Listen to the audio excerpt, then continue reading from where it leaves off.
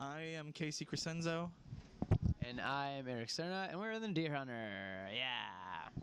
Like when we started, I had just really the ambition to do something that was a conceptual, and I had a few records planned out, and then after Act 1 was finished, when I started working on Act 2 was when I really was inspired to make it more involved and more complete, like charting the life of somebody from beginning to end. So when I first just started writing music and songs for it, it definitely wasn't as involved or grand as it ended up turning into once a band joined and once we started getting serious, I guess. On this record, man, it was a much more like cohesive, collaborative effort as far as getting ideas fleshed out. Definitely having people that are on the same page musically has helped a ton. And not only like on the same page musically, like in terms of like the theme behind the record and whatever else, just like being inclined musically, like as far as musicianship and stuff. There's a lot of stuff that I think the more intense stuff we try to push even further, and the softer stuff we try to put, you know what I mean, like we kind of spread ourselves as far out as we possibly could on this record in every aspect. And I think that was accomplished because of the fact that everyone is capable of reaching that point musically. I think it was just getting comfortable as a group, or just maturing as writers, that made what was I guess what was heavier more intense, and what was like soft more subdued. I think what that just came naturally, and I think the best thing like about having this group of people is there's like a few instances I can really remember where if it was like it was on Act 2, I could have just written something, demoed it out, and then we would have just recorded it. Whereas there's a bunch of instances this time around where I had written something on piano, and because we tried it as a band first, it became clear what would work and what wouldn't work. And that led, like, songs like The Poison Woman definitely went through like a lot of different versions, because the most important thing was making sure we could play it, and making sure it was, while it still adhered to everything that we wanted to accomplish and all of our ambitions, it wasn't, it was still rooted in being a band. So I think that any like stylistic jumps or jumps in dynamics, or like us getting heavier where we are heavier, I think that's just natural, and I think that's us being more comfortable with ourselves as a group than it was before.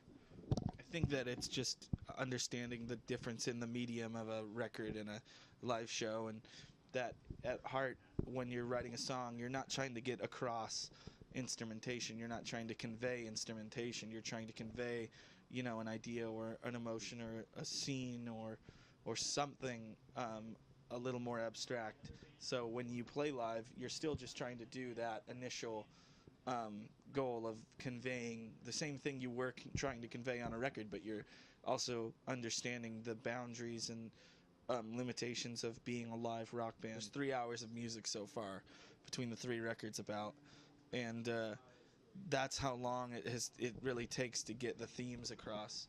And in 40 minutes, there would be no real way to get across 3 hours of, it's like watching a trailer or something like that. Like there's definitely some wonder over, I guess, what we would be doing musically, what kind of records we would be making if it wasn't the concept driven stuff. But I mean, that'll come in time. I think that it's more about an idea that really inspired me and wanting to see it through, and it's not so much about pride. It's not like, oh, I need to do what I said I would do. It's still very inspiring, and it is exciting to write music when you have a goal in mind. There's a lot less like, I feel like a lot of lyricists and songwriters are kind of throwing darts at a giant wall, and then seeing where they land musically. And for us, we all can be understand an emotion or an idea before we write any notes, and we know what movement of the record has to convey what idea. So coming at it from that perspective, it's exciting because I feel like that's something a lot of bands don't get to do. It's kind of like scoring a film that was never made for us.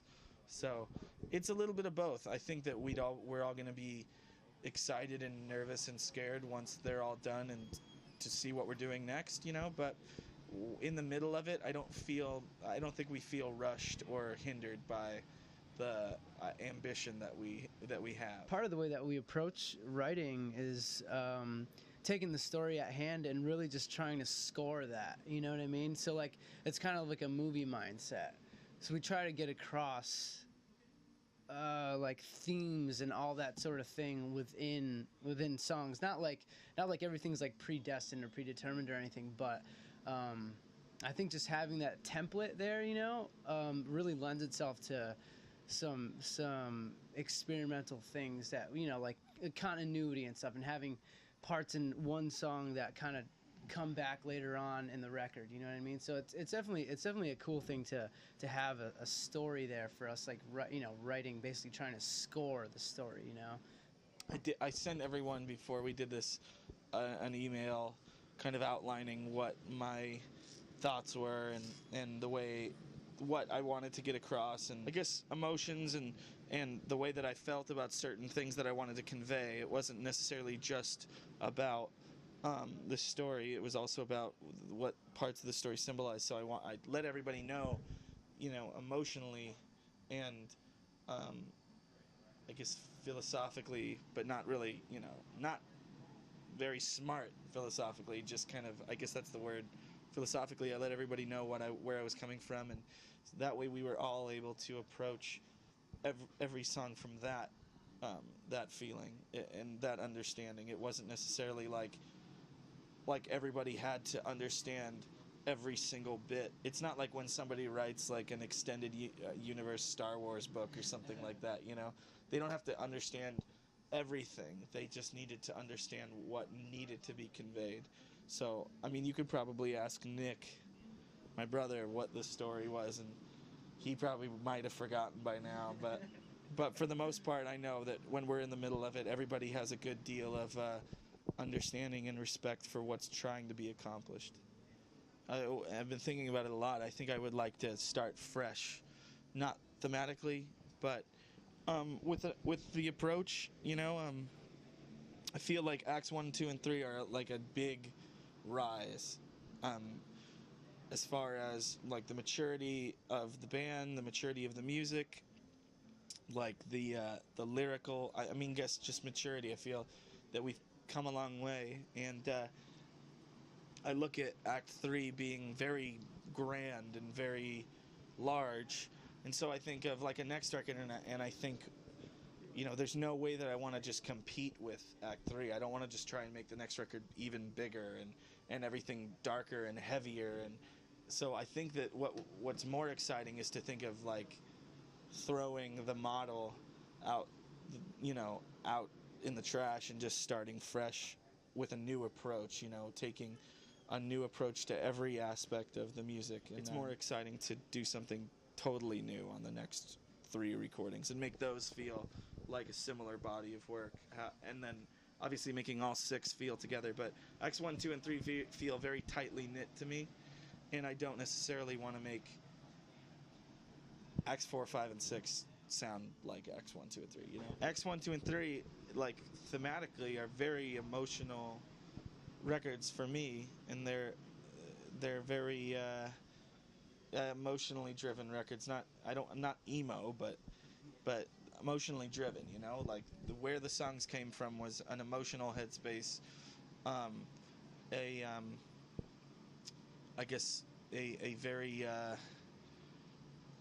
quick reaction to things, like the way that you feel right after something happens.